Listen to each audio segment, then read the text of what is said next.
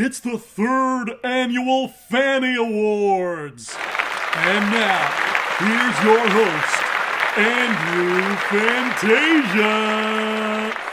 It's day number 3 of the FANNIE Awards. Welcome back. I'm glad you guys made it back. Now, I want to give a general warning that from here until the end of the FANNIE Awards, there are going to be major spoilers for a lot of movies, so watch at your own risk. With that said, let's continue. Day 3 is all about film number 8, but it's also all about a special award that is near and dear to my heart. But let's dive right in. Let's talk about film number 8 right now. My number 8 film of 2017 is War for the Planet of the Apes. Okay, I'm about to say something that's going to lose me some of my street cred in certain circles, but I've never actually seen any of the original Planet of the Apes movies. I did see the Tim Burton remake, but don't worry, I didn't like that either. But, I've watched enough Simpsons to know the gist of the story. Astronaut lands on a weird planet, the planet's full of intelligent apes, turns out it's Earth. Straightforward stuff. Then back in 2011, I saw the prequel with Andy Serkis and James Franco, and it blew my mind. So much so that I named it my number 1 movie of that year. When the sequel came out in 2014, I loved that as well, and I named it my number 2 movie of that year. So, why is this new third installment only number 8? Well, for starters, something had to be number 8, and despite it being my least favorite entry in the Apes trilogy, War was still an outstanding film that deserves all the praise I can give it. If I have one big gripe with War for the Planet of the Apes, it's that the last 2 movies really set up this massive global event, a war to end all wars between humans and apes, where our hero Caesar would ride in like Napoleon and drive away the humans who were threatening his people. The key word is right there in the title, war.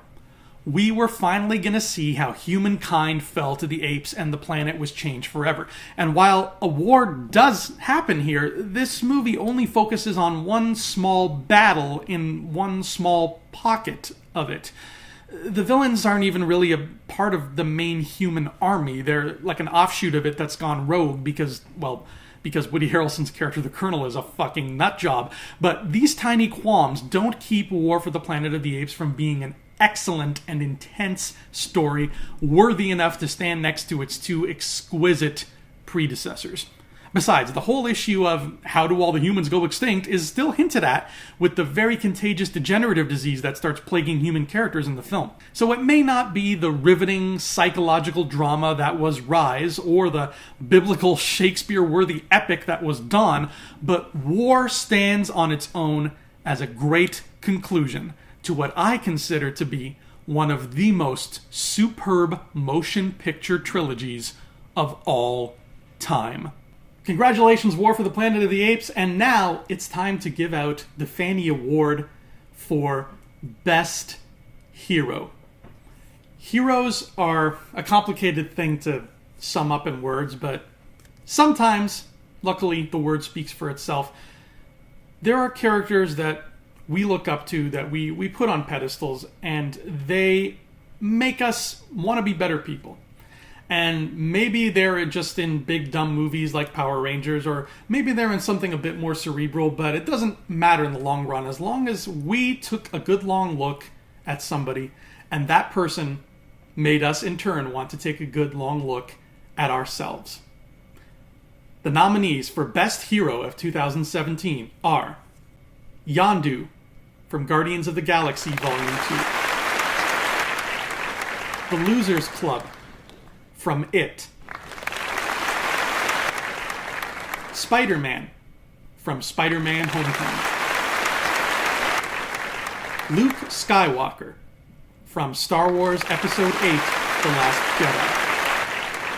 Jedi, Wonder Woman from Wonder Woman. And the FANNIE goes to Luke Skywalker from Star Wars Episode 8, The Last Jedi. When I was 7 years old and I saw Star Wars for the first time, I, like most kids, immediately idolized the wide-eyed moisture farmer from Tatooine who just wanted to alter time and speed up the harvest so he could get off that dusty rock and see the galaxy. Luke was a classical hero in every sense of the word, embodying traits that would have fit him perfectly amongst the likes of William Shakespeare or Joseph Campbell. He was the epitome of a classic fairy tale hero. As a little kid, I wanted to be just like Luke Skywalker. Then something happened. The Last Jedi came out and it dropped a bombshell on us. This classic fairy tale hero did not quite live happily ever after. In fact, things took a very dark turn and sent Luke to a place we never thought we'd see him.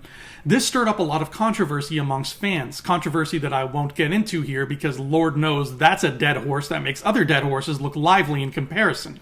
Long story short, people weren't fans of the fact that this classic fairy tale hero did not live happily ever after. I, however, thought it was absolutely beautiful. When we meet him in The Last Jedi, Luke Skywalker is a broken man, a man who had one split second of poor judgment that haunted him for the rest of his life. A man who crawled away to the very edge of the galaxy in a futile attempt to hide from the shame and the grief that was consuming him. After all of his successes, Luke did one bad thing, and just like that, it painted him as an utter failure in his own eyes. He was isolated, out of touch with the Force, and not even his own sister knew how to reach him. In a world where mental health is an ever-growing concern, Luke's downward spiral literally could not be more relevant. But the best part of all is that in the end, our classic fairy tale hero does get his happy ending. With a little help from friends new and old, Luke sees past his grief.